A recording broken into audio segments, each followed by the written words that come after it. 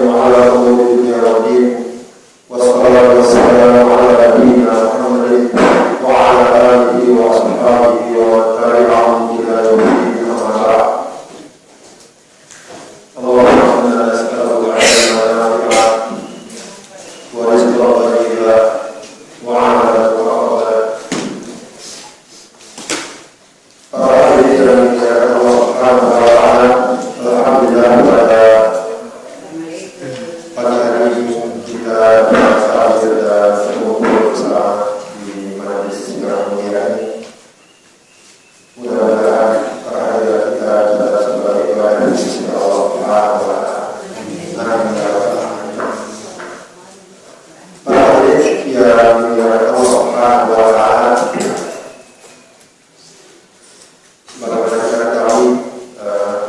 kita berada di bulan Sya'ban dan sudah memasuki pertengahan akhir bulan Sya'ban, dan mungkin masih layak bagi kita untuk membicarakan salah satu keistimewaan dan keutamaan bulan Sya'ban, yaitu yang Rasulullah Shallallahu Alaihi Wasallam menyatakan bahwa turfa'ul a'mal ila rabbil alamin. Bulan Sya'ban adalah bulan diangkatnya dan dilaporkannya amal manusia kepada Allah Subhanahu wa ta'ala Rabbul alamin. Dan ini insyaallah akan saya bahas seputar pelajaran dan ibrah dilaporkannya amal kita kepada Allah Subhanahu wa ta'ala di bulan Sya'ban. Para ulama menyebutkan bahwa pelaporan amal manusia itu ada yang sifatnya harian, ada yang sifatnya pekan, ada yang sifatnya tahunan. Yang sifatnya harian itu dilakukan di setiap penghujung malam dan penghujung siang, yaitu di waktu subuh dan di waktu asar. Maka dari itu ada fadilah secara khusus keutamaan menjaga sholat subuh dan sholat asar, yang diistilahkan dengan sholatul wusta, atau juga sholatul bardain. Sholatul wusta yang dikuatkan oleh para ulama adalah sholat subuh dan sholat asar, juga sholatul bardain. Sebab waktu subuh dan waktu asar itu waktu yang adem, albar, bar itu dingin.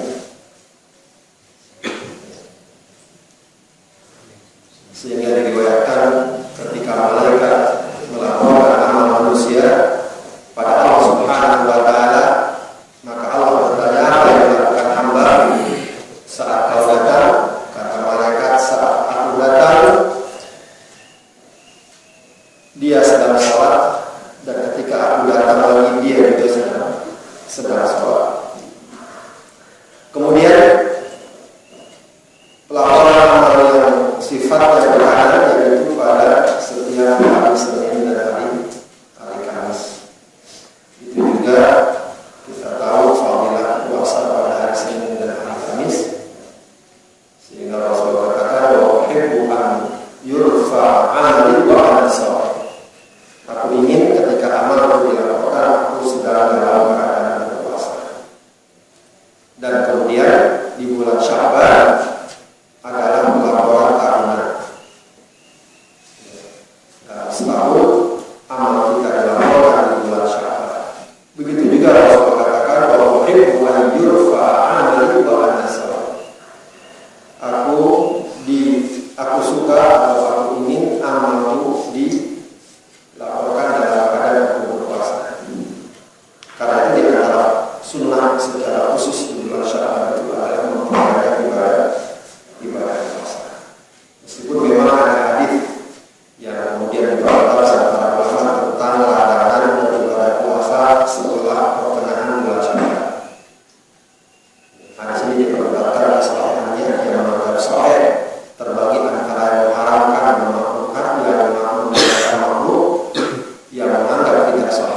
mengatakan tidak apa-apa berpuasa setelah bulan Sya'ban atau setelah pertengahan pertama bulan Sya'ban. Tapi yang jelas Rasulullah bilang dan hadisnya sahih adalah berpuasa sehari atau 2 hari sebelum Ramadan yaumin isyan yaumin atau yaumin. Jangan dahului puasa bulan Ramadan dengan berpuasa sehari atau 2 hari sebelumnya. Lebih utama lagi kalau hari itu dianggap sebagai yaum syak, hari yang meragukan. Persisnya tanggal 30 Syawal. Kalau seandainya tidak terlihat hilal. Ya. Baik. Orang itu dari juga Allah Subhanahu wa taala. Apa pelajaran yang dapat kita ambil dari adanya ketentuan ini, yaitu dilaporkan amal kita kepada Allah Subhanahu wa taala. Yang pertama, hal ini menunjukkan bahwa hidup kita ini Allah kehendaki dan Allah ciptakan dengan penuh kesungguhan, dengan aturan dan acuan yang jelas, dengan pertanggungjawaban yang akan Allah Subhanahu wa taala minta. Jadi hidup ini bukan untuk main-main, bukan iseng. Dalam bahasa Al-Quran disebut abad. Dalam surat Al-Mu'minun ayat 115 mengatakan apa hasibtum annama khalaqnakum abada wa annakum ilaina la turja'un. Apakah kalian kira kami ciptakan kalian abad? Abad itu kalau bahasa Arab, sekarang itu ada anak-anak remaja iseng gitu nyoret-nyoret tembok, itu abad. Nggak ada gunanya di dunia, nggak ada gunanya di akhirat. Iseng. Karena anak biasanya ada kerjaan-kerjaan yang iseng, yang kadang-kadang disuruh merugikan dan dosa. Nah Allah katakan, apakah kalian kira kami ciptakan kalian abad, main-main, iseng, asal saja, asal kalian hidup terserah kalian mau ngapain? Tidak. Hidup ini sudah ada kejelasan, ketegasan tujuannya. Wa ma khalaqul jinna wal insa illa liya'budun. Inni ja'ilun fil ardi khalifah. Secara umum garis besar tujuan kehidupan manusia itu pertama menjadi ibadah, menjadi orang yang berhamba dan beribadah dan tunduk kepada Allah. Kemudian dia ditugaskan untuk menjadi khalifatul fil ardh, menjadi pengelola dan pengatur bumi ini. Karena itu manusia diberikan akal, diberikan rasa, diberikan jiwa, diberikan panca indera yang tidak diberikan kepada makhluk yang lain. Yang dengan itu dia bisa menangkap pesan-pesan Allah Subhanahu wa taala yang kemudian Allah turunkan para nabi, para rasul, kitab-kitabnya. Lengkap sudah kejelasan dan tujuan dari kehidupan kita. Jangankan bahkan manusia, hewan sekecil apapun Allah Subhanahu wa taala ciptakan ada tujuannya, ada maksud, apalagi manusia. Ya, jadi karena itulah amal kita dilaporkan, amal kita dicatat, amal kita tersimpan dan akan dipertanggungjawabkan kepada Allah Subhanahu wa taala. Ya. Karena itu kita diberikan bekal, perangkat-perangkat tadi. Maka makhluk yang lain tidak diberikan. Hewan, tumbuh-tumbuhan, batu dan lain sebagainya tidak diberikan. Kita manusia dan juga jin itu diberikan. Maka jin itu juga punya akal, punya kemampuan. Bagaimana persisnya, itu perkara lain yang tidak perlu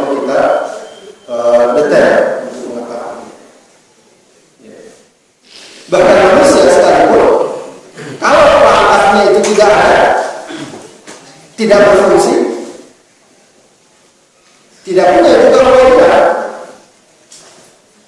Tidak punya kewajiban. Akal yang tidak berfungsi tidak punya kewajiban. Makanya tadi Rufi al-Qalam antara ada 3 orang yang bebas dari kewajiban. Jadi ini bisa jadi jawaban dari orang yang merasa malas sholat, malas puasa, segala macam. Tuh, Anda bisa bebas. Jangan khawatir. Ada caranya. Anda tidak sholat, Anda tidak dosa.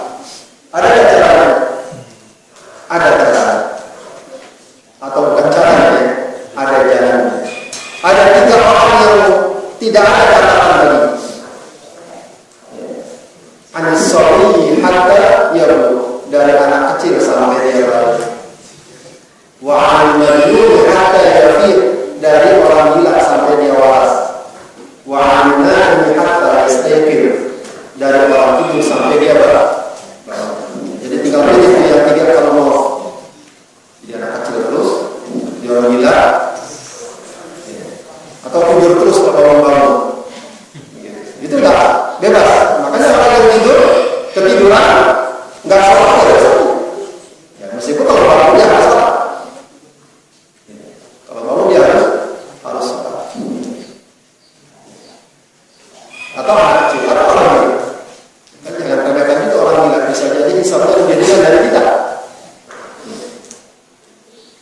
Karena dia tidak dicatat. Ya.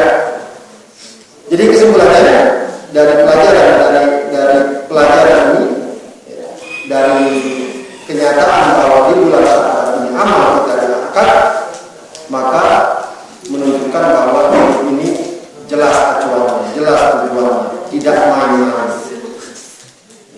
Tidak main-main, tidak ada sesuatu yang hilang dari catatan Allah Subhanahu wa Ta'ala. Maka jadi hari kiamat nanti, ketika orang semua mau cita menerima bukunya, catatannya, orang pada heran, terheran-heran. Dalam surat Al-Kahfi digambarkan, ma'al hada kita la yuwahidu saghiratan wa la kabiratan illa sha'a. Ini kita paham. Tidak ada satu perkara yang ditinggalkan baik kecil atau besar, kecuali semuanya tercatat rapi dan tersisa rapi. Illa sha'a. Mereka bisa jadi tidak terbayang. Tapi begitulah Allah Subhanahu wa Ta'ala sudah jelaskan dan tetapkan ketentuannya. Maka diingatkan lagi juga dalam surah Al-Baqarah ayat 281. Dan ini ayat yang dikatakan oleh para ulama ayat yang paling akhir dulu.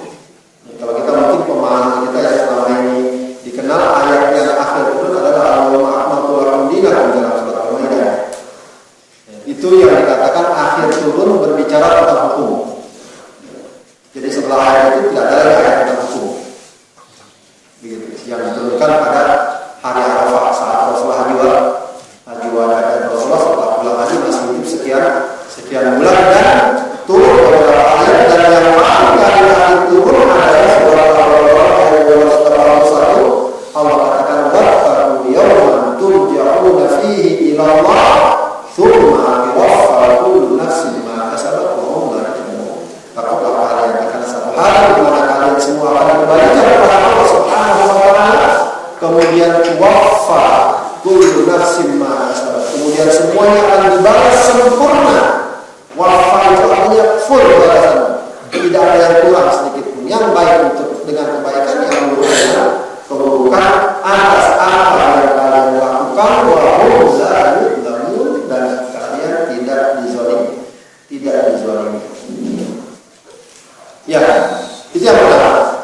Yang kedua, pelajaran yang kedua di sini dijelaskan, disebutkan jelas-jelas bahwa yang dilaporkan itu adalah amal kita. Yang dilaporkan adalah amal. Maka ini kembali mengingatkan kepada kita bahwa pada akhirnya yang akan menyertai kita menghadapi Allah Subhanahu wa Ta'ala adalah amal kita. Adalah amal kita. Bukan lagi jabatan kita, bukan lagi nama besar kita, bukan lagi popularitas kita, bukan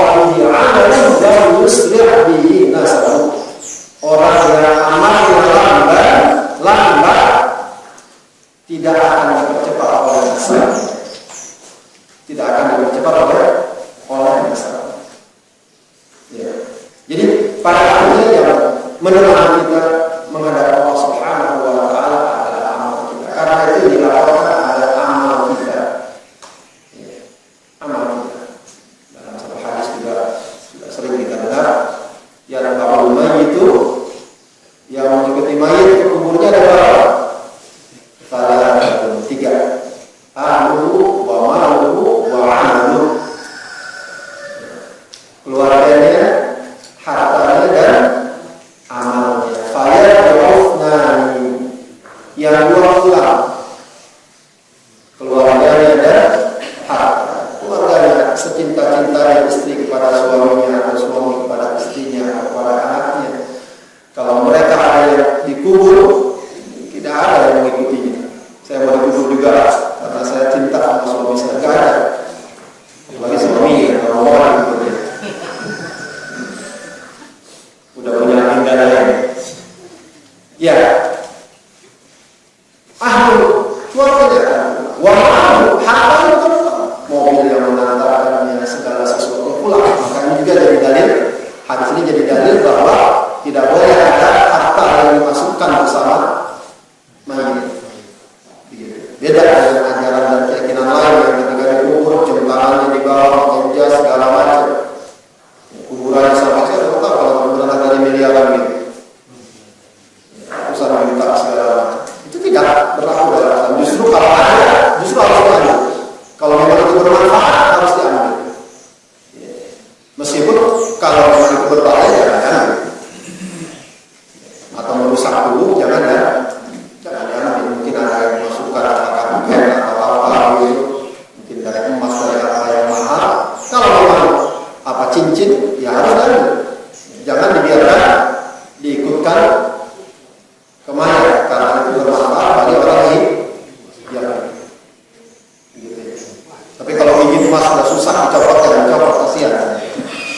Oh, emas saya giginya dicopot. Kalau berbahaya atau merusak itu jangan. Ya, kalau dicopot jambangnya segala macam itu harus. Sebab apa? Sebab keluarganya harus, keluarga dan hartanya harus. Wajib amal, dan yang tetap adalah amal. Maka ini mengingatkan kita kembali untuk menjadikan amal ini sebagai sandaran kita, sebagai pegangan kita untuk menghadap Allah Subhanahu wa Ta'ala. Kemudian para hadirin sekalian, terkait dengan amal ini yang perlu kita ketahui dan kalau tidak salah saya sampaikan di sini, ada 2 perkara yang harus selalu kita sertakan dalam amal itu. Ada yang disebut amalul qulub, ada yang disebut amalul jawarih. Kedua-duanya amal dan kedua-duanya harus disertakan. Tidak bisa menyertakan salah satunya saja. Kalau ada itu kadang-kadang saja. Ada sesuatu yang kadang. Jadi amalul qulub, amal hati dan amalul jawarih, amal anggota badan. Kedua-duanya harus disertakan. Amal hati kita harus kita sertakan dan ini yang paling mendasar. Bahkan sesungguhnya amal hati ini boleh dikatakan lebih mendasar, lebih penting, lebih berharga dibanding amal anggota badan. Kenapa? Sebab amal fisik, amal zahir itu tidak mungkin bisa diterima tanpa amal hati. Orang sholat kalau tidak ikhlas, kalau tidak tulus, tidak akan diterima. Ibadah. Tapi mungkin saja orang melakukan amal hati tanpa amal fisik. Mungkin. Orang bersyukur saja. Itu sudah amal. Sudah masuk ibadah. Dia berdoa saja, itu sudah amal. Dia niat saja, mungkin saja orang yang baik benar tulus niatnya. Ketika pada waktunya dia akan melakukannya. Sudah termasuk ibadah. Sudah termasuk ibadah. Maka amal hati ini yang seharusnya sering-sering kita perbaiki diri kita. Kita perbaiki niat kita perbaiki kondisi kita. Kalau kemarin penuh kedengkian, permusuhan, kita lihat kondisi kita kurangi. Kalau niat-niat kita banyak yang simpang siur, banyak yang penuh interest dan lain sebagainya, kita perbaiki. Maka penting setiap hari, setiap saat kita perbaiki itu niat-niat kita. Bahkan para ulama mengatakan bahkan perbanyak niat-niat kebaikan.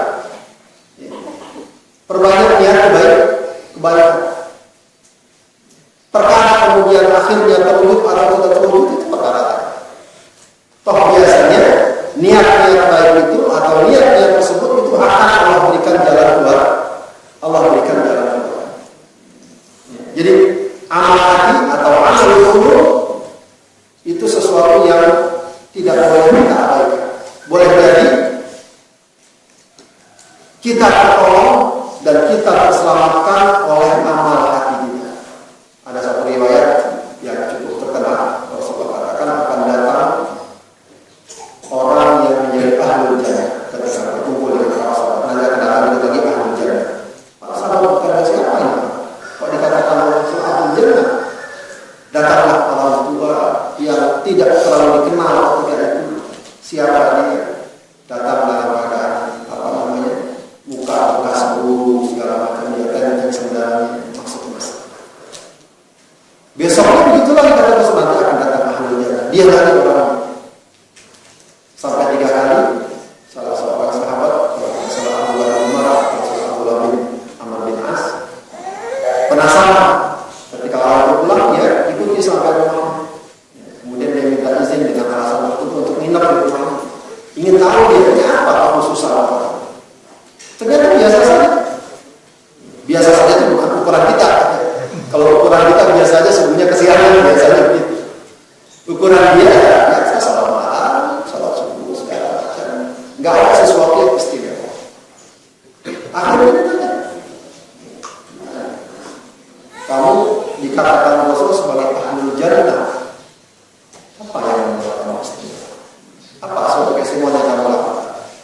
Kata dia, tidak ada sesuatu yang saya istimewa yang saya lakukan, hanya saja setiap malam menjelang tidur saya lepaskan segala masalah saya dengan saudara-saudara saya. Artinya free, tidak ada lagi dendam, dengki, kesal pada saudara-saudara saya. Kata Abdullah bin Umar tadi, itulah makom yang telah kami yang belum kami raih.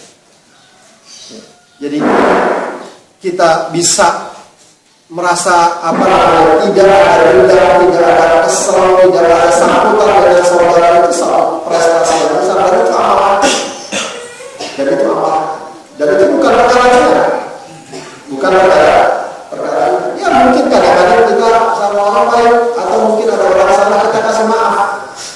Tapi di hati tetap aja dorong kadang-kadang.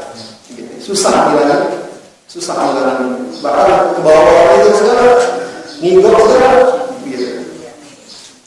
Dan seterusnya.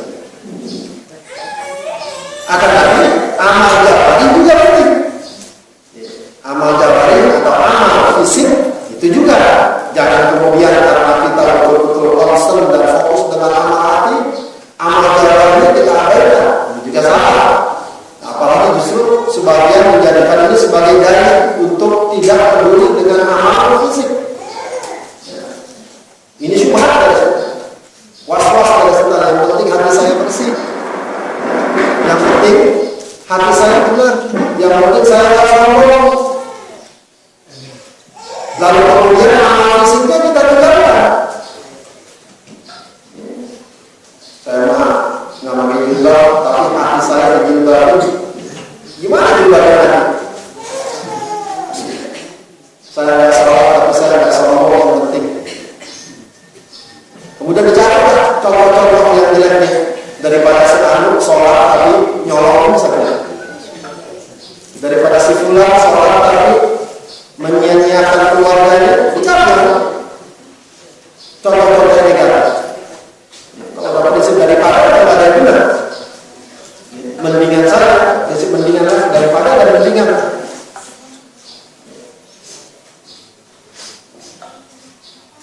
Dan contoh kita yang paling baik tak lain Rasulullah SAW. Siapa orang yang hatinya paling bersih selain Rasulullah? Siapa orang yang tahu bicara selain Rasulullah? Siapa orang yang hatinya jauh dari sifat permusuhan dan lain sebagainya kepada seseorang atau individu selain Rasulullah? Tapi dia adalah orang yang amal fisiknya juga di atas rata-rata. Amal fisiknya, sholatnya, puasanya, zikirnya, tilawahnya, dan lain sebagainya. Jadi, ya secara keseluruhan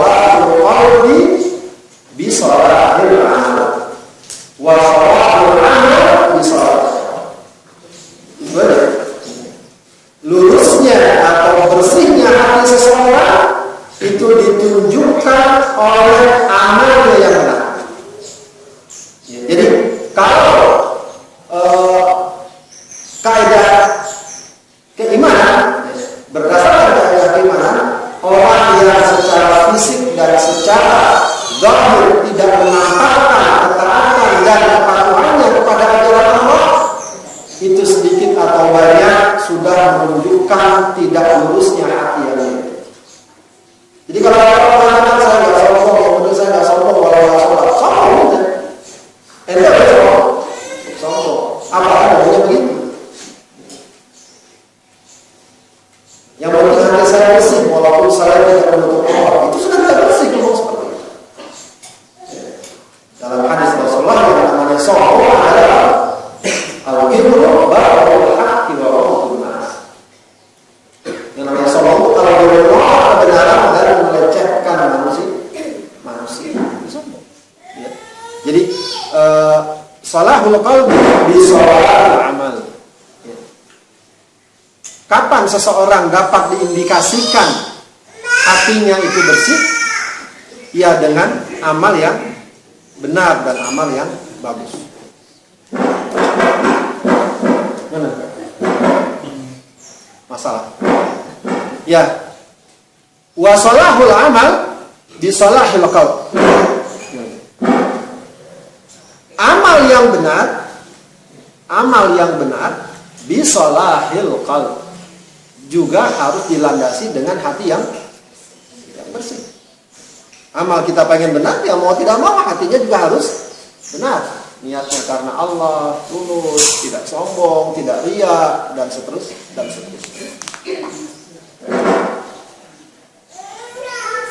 Itu yang kedua. Yang ketiga, pelajaran diangkatnya amal oleh Allah kepada Allah Subhanahu wa taala adalah untuk memberikan kesempatan bagi kita untuk muhasabah, untuk introspeksi.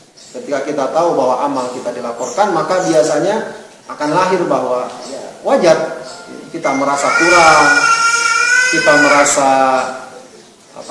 banyak kelalaiannya, banyak catatan yang harus diperbaiki. Itu mesti begitu. Ketika kita tahu bahwa amal kita dilaporkan, maka kesadaran ini harus kita hadirkan bahwa amal kita itu dilaporkan pada Allah Subhanahu wa taala. Maka pastilah banyak kekurangannya, pastilah banyak kekhilaafannya, dan masih bersyukur kita ada kesempatan untuk memperbaiki diri, untuk mengevaluasi apa yang selama ini kita lakukan. Ya. Itu jauh lebih baik daripada kita tenggelam dalam kemaksiatan. Artinya sebagaimana dikatakan oleh para ulama, ar-ruju' ilal haqq khairun minal israr 'alal ma'siyah. Kembali kepada kebenaran lebih baik daripada terus terjerumus dalam kemaksiatan dan kemungkaran. Perkara orang berbuat dosa itu perkara yang aksiomatis. Dalam bahasa Arab disebut badi'i. Harus. Jadi harus orang berbuat dosa itu. Jangan disalahpahami ya, harus di sini. Harusnya memang begitu. Kullu bani Adam khata'un. Semua anak Adam itu pasti berbuat salah. Bahkan Rasulullah katakan bukan khati'un, khata'un. Khata'un itu artinya apa? Suka berbuat salah. Mungkin kita akan bertanya, kenapa kok Allah menghendaki seseorang berbuat salah, berdosa? Kan nggak boleh. Allah, sebagaimana sering saya katakan, tidak menghendaki keburukan untuk keburukan itu sendiri. Allah menghendaki adanya keburukan agar kita mengambil kebaikan dari keburukan tersebut.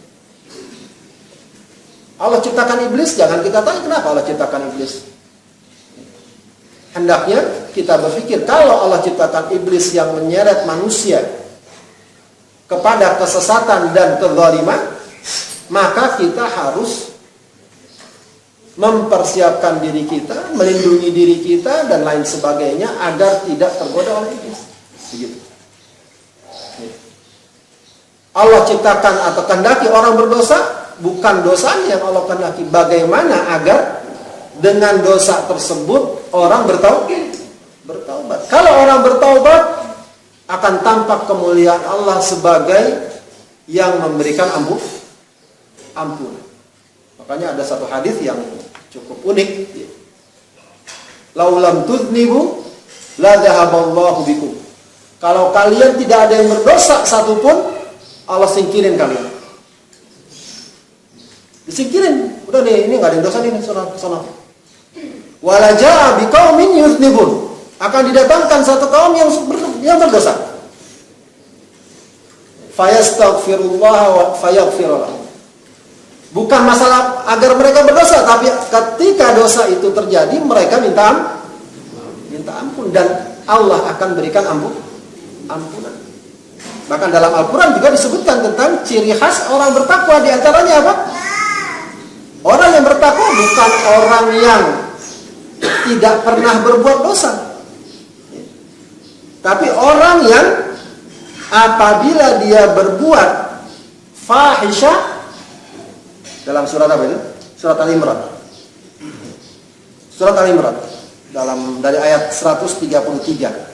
Wasari'u ila magfiratin min rabbikum wa jannatin 'arduha as-samawati wal ard u'iddat lil muttaqin. Segeralah kepada ampunan Allah dan surga Allah yang lebarnya seluas langit dan bumi. U'iddat lil muttaqin, dipersiapkan untuk orang yang bertakwa. Siapa orang bertakwa? Allah jelaskan dalam ayat berikutnya. Alladzina yunfiquna fis sarra wad dharra wal qadimina al ghaidha wal 'afina 'anil nas wallahu yuhibbul muhsinin. Orang yang suka berinfak baik dalam suka maupun dalam duka, dalam lapang maupun sempit, dan orang yang menahan marahnya, suka memberi maaf dan suka berbuat baik. Kemudian setelah itu Allah katakan, siapa lagi orang muttaqin? Walladzina idza fa'alu fahisyatan.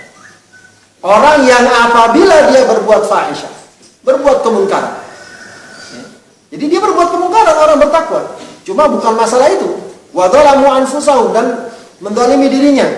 Dzakarullaha, mereka berzikir atau ingat kepada Allah, fastaghfaru lidzunubihim. Lalu mereka minta ampun atas dosa-dosa mereka. Jadi itu inti dan tujuan kenapa Allah menghendaki ada orang-orang jahat, ada orang berdosa, agar mereka kembali kepada Allah dan bertaubat pada Allah. Dan itulah saat di mana Allah sangat senang kepada seorang hamba. Innallaha yuhibbut tawwabin wa yuhibbul mutatahhirin. Allah bukan hanya mengampuni dosa orang yang bertaubat, bahkan Allah mencintainya. Ini yang membedakan Allah dari kita. Kalau kita ada orang salah sama kita, minta maaf, biasa boleh kita maafkan. Cuma kadang-kadang ada yang nggak mau, sampai mati saya nggak maafin, begitu dia. Kalaupun dimaafkan, bisa nggak langsung orang itu menjadi orang yang paling kita cintai? Orang berbuat buruk sama kita, kemudian dia minta maaf. Oke Pak, oke Mbak, oke Bu, saya maafin. Langsung nggak kemudian lahir dia jadi orang yang paling kita cintai? Ya, berat itu biasanya. Tapi Allah Subhanahu wa ta'ala, orang yang bertaubat menjadi orang yang dia cinta. Bahkan dalam hadis yang sangat terkenal itu, dalam bab taubah juga ada dalam kitab Riyadhus Shalihin, senangnya Allah dengan hambanya yang bertaubat lebih senang dibanding siapa? Seorang pengembara di padang pasir naik onta, yang di ontanya semua bahan makanannya tersimpan. Di tengah perjalanan ternyata kemudian ontanya hilang, kabur. Udah putus asa, hilang kendaraan, bahan makanan di tengah padang pasir. Kalau di Beji sih kehilangan angkot apa segala macam, masih banyak warteg segala macam. Di padang pasir nggak begitu. Bahkan sampai sekarang itu banyak orang-orang Saudi apa begitu, kalau jalan ke padang pasir mereka jalan-jalan senang. Itu pulangnya bisa nggak tahu arah. Kalau udah nggak tahu arah sudah, kalau nggak ketemu alamat aja, 2 hari 3 hari udah ketemu dalam keadaan meninggal. Dan itu sering terjadi karena memang rute padang pasir itu kalau sudah siang bisa beda dengan malam, besok beda lagi rutenya. Apa tanda-tandanya? Ya, kehapus badai pasir dan lain sebagainya. Sudah, dan dia sudah nggak ada harapan lagi, tinggal nunggu nasib aja. Maka dia tidur. Ketika dia tidur ternyata ontanya yang tadi lari ada di depannya. tanpa dia duga-duga. Balik lagi tuh onta, entah dari mana dia jalan sana kemari. Maka dia naik onta, saking gembiranya dia katakan apa? Allahumma anta abdi wa ana rabbuk. Ya Allah, engkau adalah hambaku dan aku Tuhanmu. Kata Rasulullah, salah dia ngomongnya. Mesti dia ngomongnya, ya Allah, engkau adalah Tuhanku dan aku hambamu. Saking gembiranya dia ngomong begitu.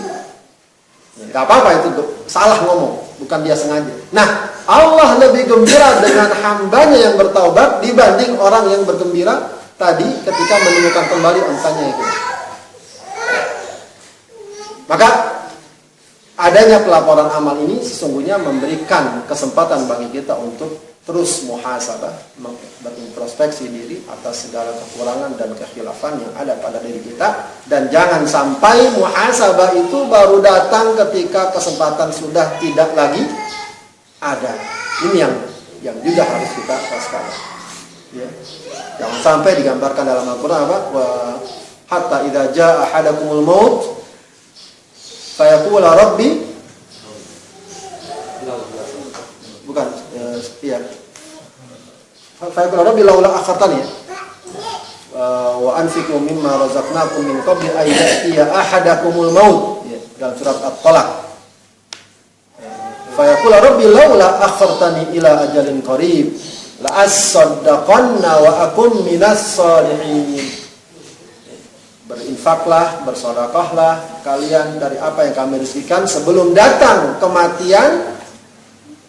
Lalu kalian mengatakan, laula akhartani ya Allah, seandainya kamu tunda saja aku kesempatan bagiku ila ajalin qarib, sedikit saja waktu, kasih waktu sedikit saja agar aku bisa bersedekah dan aku menjadi orang yang soleh.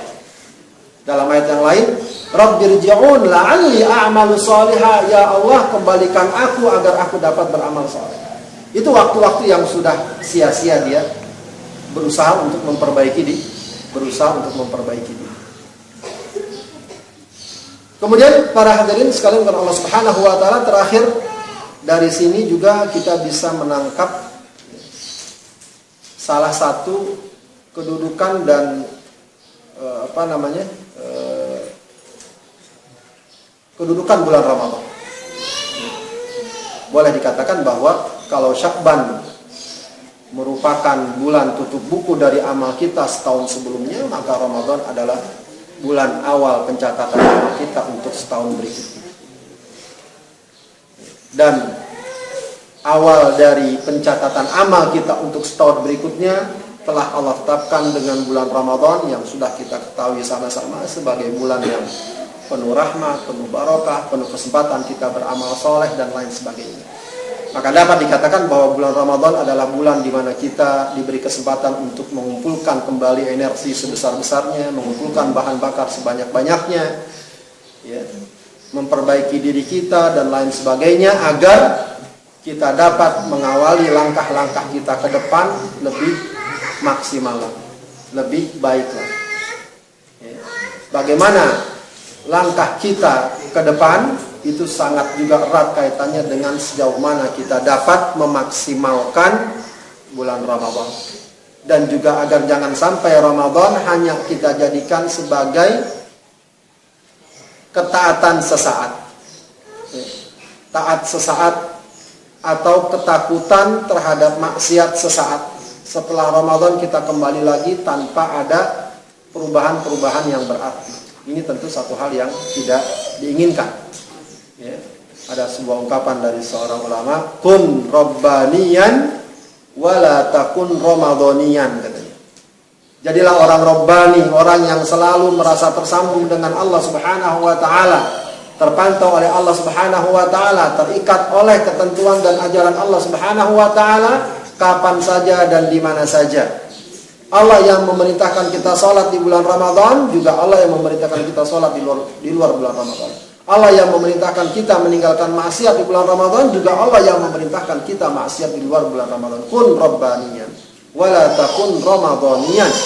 Jangan jadi orang Ramadan. Maksudnya adalah jangan taatnya hanya di bulan Ramadan, jangan meninggalkan maksiatnya hanya di bulan Ramadan. Setelah itu balik lagi dengan segala pengingkaran atau kemungkaran yang pernah dia lakukan.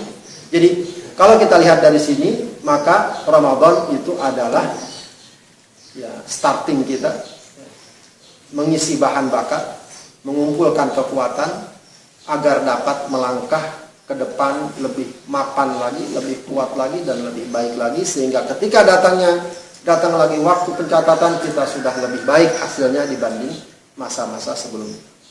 Itulah para hadirin yang dapat saya berikan pada kajian kali ini, dan kalau ada tanya jawab silahkan sebelum kita tutup.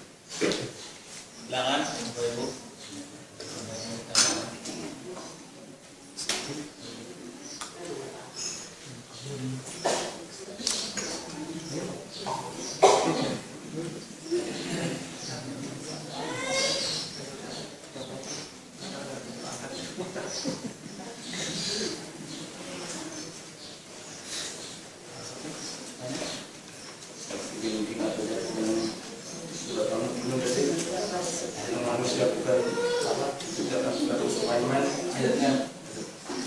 Tadi berapa ya?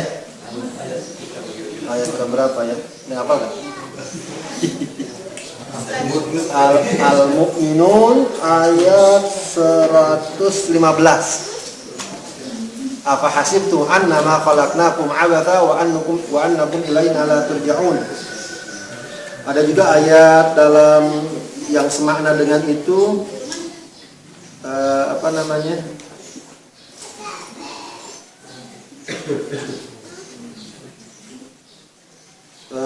dalam surat Al-Qiyamah juga ada. Ayat sabul insanu ayyutroka sudah.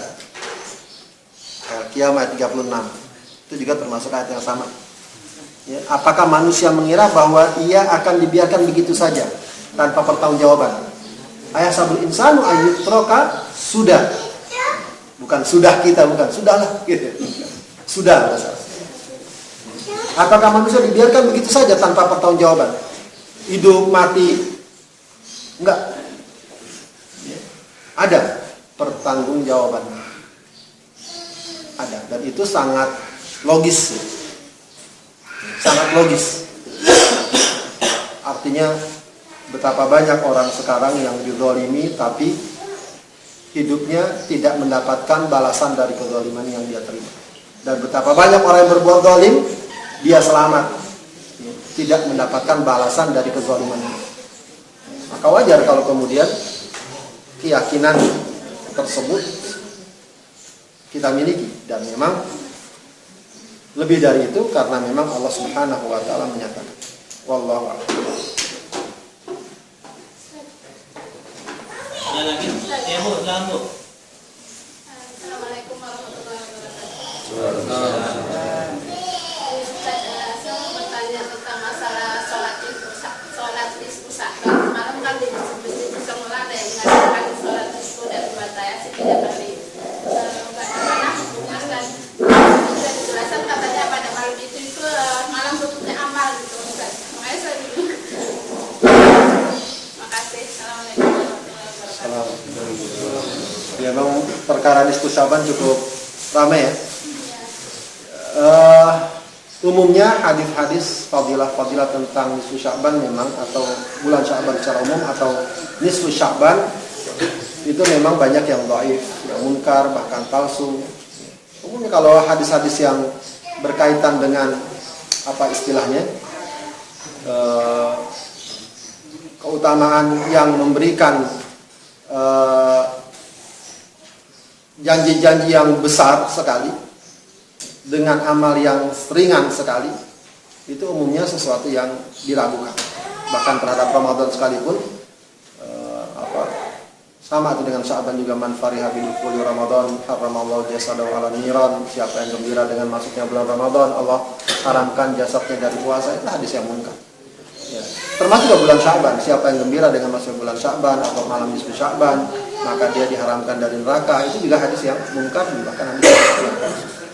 Tapi terkait dengan malam nisfu Sya'ban, ini juga tidak bisa serta-merta kemudian kita nafikan ada fadilahnya. Ya, ada fadilahnya.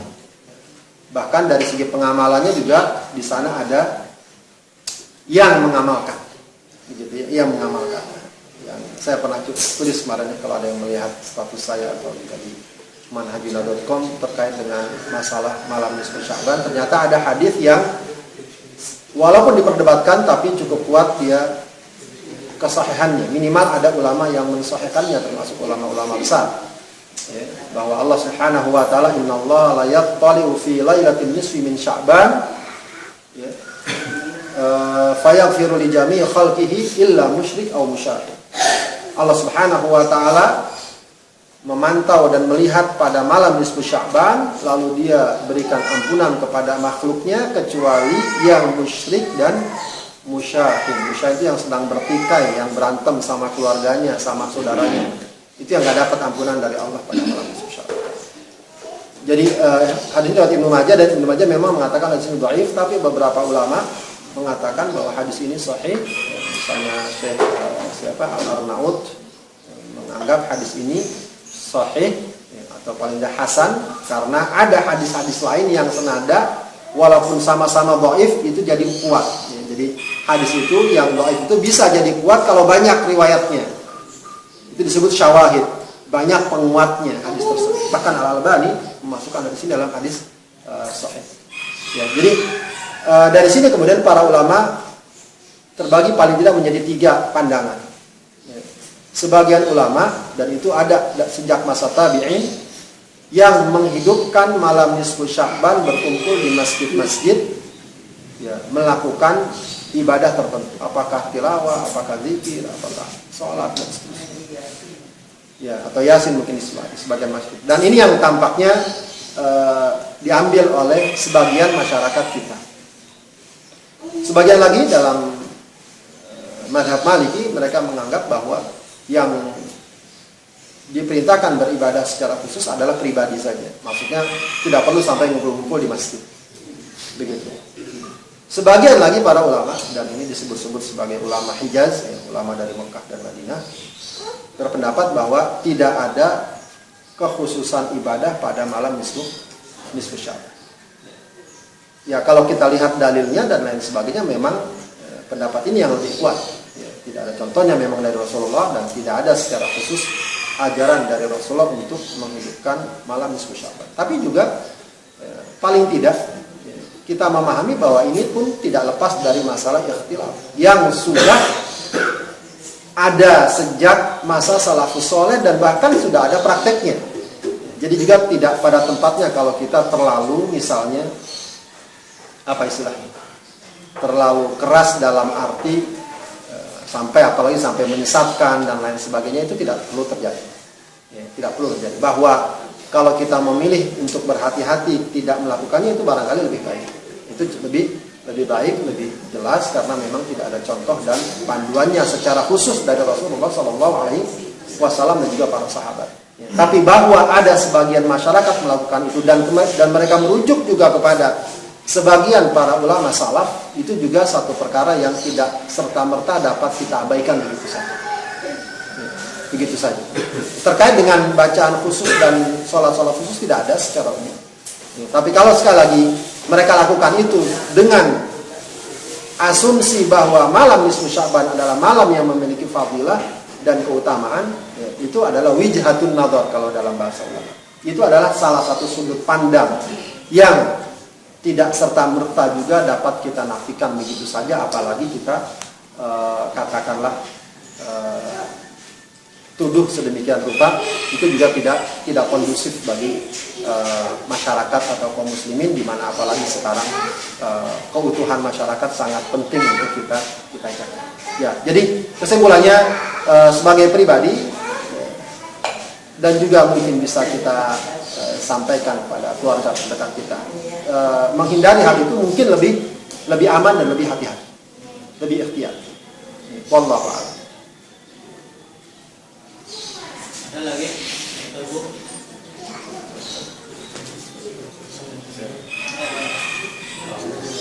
Sebenarnya kalau kita sebaiknya banyak melakukan muhasabah atau menjadi secara teknis itu sebenarnya bagaimana cara melakukan muhasabah itu? Kalau ada asal dari sahabat, mungkin mencatat kepada dia sehari-hari, salam dia.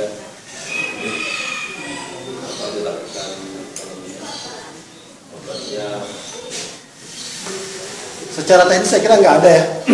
Muhasabah paling tidak kesadaran diri kita saja untuk selalu menilai, untuk selalu menghitung diri kita, melihat apa yang pernah kita lakukan, kemudian ya kita coba untuk perbaiki. Cuma memang kadang-kadang bisa jadi kita butuh momen, butuh waktu-waktu, butuh kejadian tertentu, lalu kita muhasabah.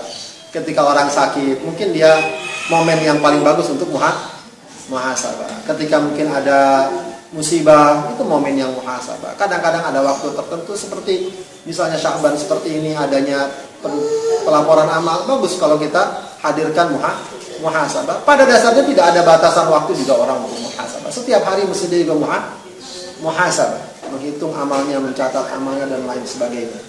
Sebab Rasulullah perintahkan itu hasibu anfusakum qabla an tuhasabu. Hisablah diri kalian sebelum kalian dihisab.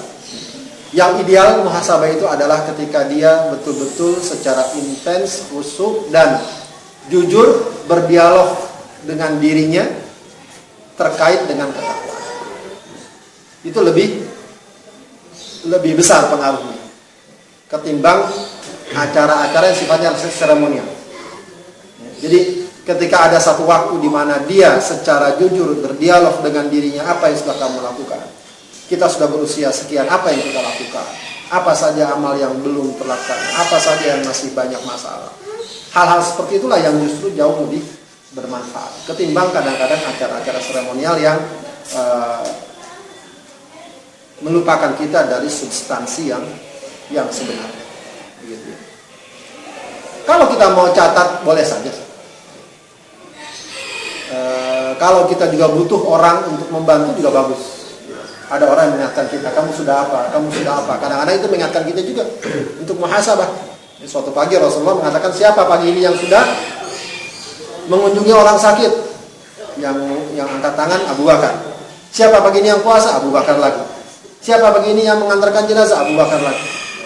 Itu salah satu agenda atau salah satu bentuk muhasabah juga. Kadang kita butuh juga teman untuk menegur kita.